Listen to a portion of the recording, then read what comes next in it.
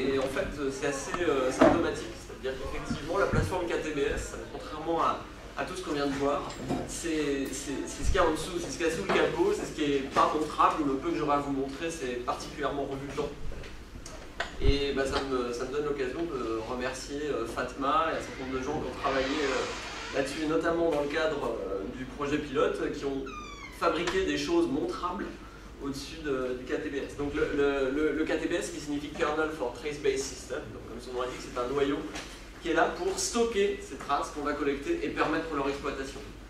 Permettre leur exploitation, ça veut dire requêter les traces, interroger les traces pour pouvoir les afficher, chercher des choses dedans.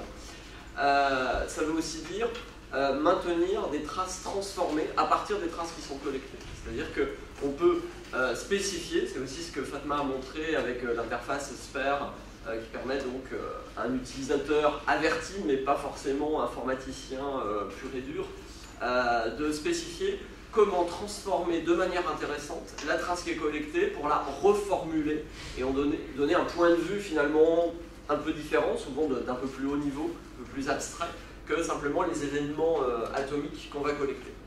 Donc le KTBS est là aussi pour ça, pour permettre d'exprimer ces traces transformées et maintenir à jour les traces transformées au fur et à mesure que les traces premières sont enrichies par la collecte. Donc dans le cadre de la mission, Alain parlait ce matin du travail de Vincent Lorenz, donc, qui a travaillé pendant 10 mois, quelque chose comme ça.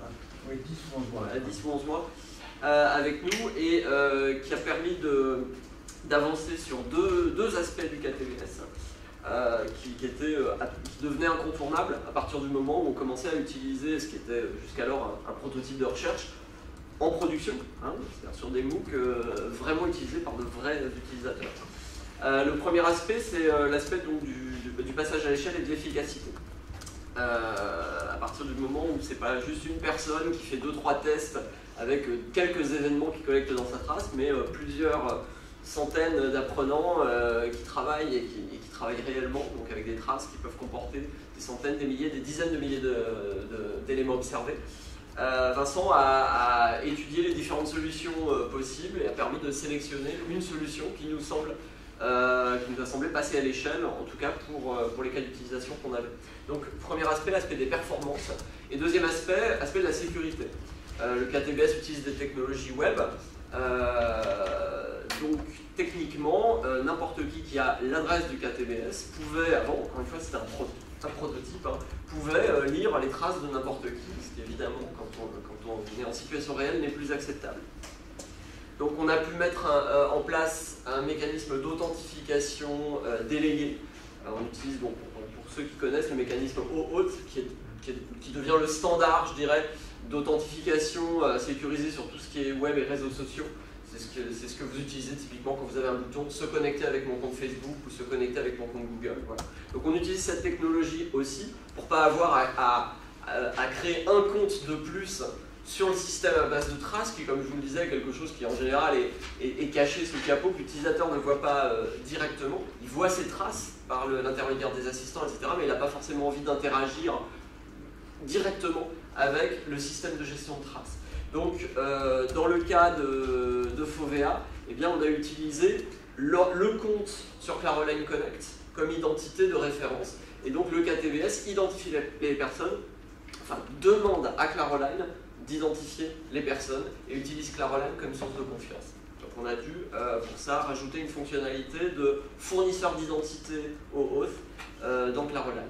Mais ce qui nous permet demain, allez après-demain, parce que OAuth n'est pas encore totalement standardisé, d'envisager d'authentifier les utilisateurs tracés avec d'autres comptes comme leur compte Google, leur compte Facebook, enfin celui qu'ils choisiront aussi d'utiliser pour s'authentifier. Voilà donc essentiellement ce que j'avais à dire par rapport au projet pilote. Bon, bah, c'est vrai que c'est 10 mois de travail à plein temps, c'était des fonctionnalités qui étaient indispensable pour passer en production, et donc comme le faisait remarquer Alain ce matin, on est passé à quelque chose qu'on peut sérieusement, sans trop rougir, présenter dans d'autres universités en disant vous pouvez utiliser ce système. C'est encore rugueux par certains aspects, bien sûr, il y a encore beaucoup de travail, on a plein d'idées pour l'améliorer, mais c'est utilisable sérieusement en production dans des bouches. Voilà.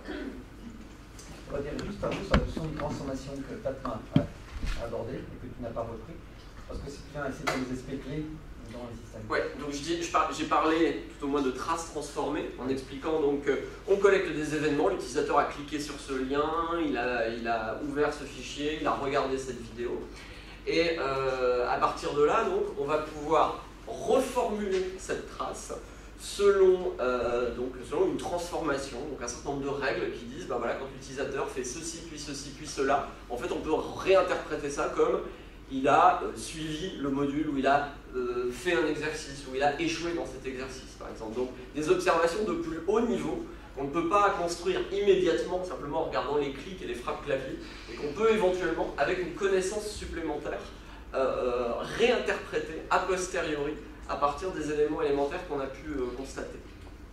Donc ces transformations sont une source de connaissances tout à fait complémentaire des traces elles-mêmes.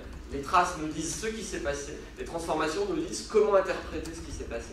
Et ce qui est très important dans notre approche, c'est que le KTBS permet de maintenir plusieurs traces transformées à partir d'une même trace première, et donc d'avoir simultanément plusieurs points de vue différents sur l'activité. Donc il peut y avoir le point de vue de l'apprenant, le point de vue de l'enseignant, le point de vue de l'administrateur système, qui ne s'intéresse pas de toute façon aux mêmes dimensions de l'activité, voire même l'enseignant qui peut expérimenter et tester différents points de vue, différentes transformations et donc différentes manières d'interpréter la même trace d'activité et de voir en fonction de ce que ça donne, celle qui lui paraît la plus pertinente. Parce que peut-être qu'il n'y a pas une transformation qui permet d'interpréter l'activité de tous les apprenants en même temps. Il y a peut-être plusieurs types d'apprenants avec plusieurs manières d'interpréter la même série d'actions. Ça ne signifiera pas forcément la même chose d'un profil d'apprenant à l'autre. Donc ça, c'est également une piste de recherche sur laquelle nous travaillons activement. C'est l'ingénierie de ces connaissances particulières que sont les transformations et qui permettent d'éclairer les traces selon différents points de vue. Je dirais qu'en fait, ces traces transformées, elles sont disponibles en temps réel en même temps que la trace, elle se construit. On peut voir le point de vue, dire, ah tiens, le prof tirait pas ça. Merci beaucoup. Merci.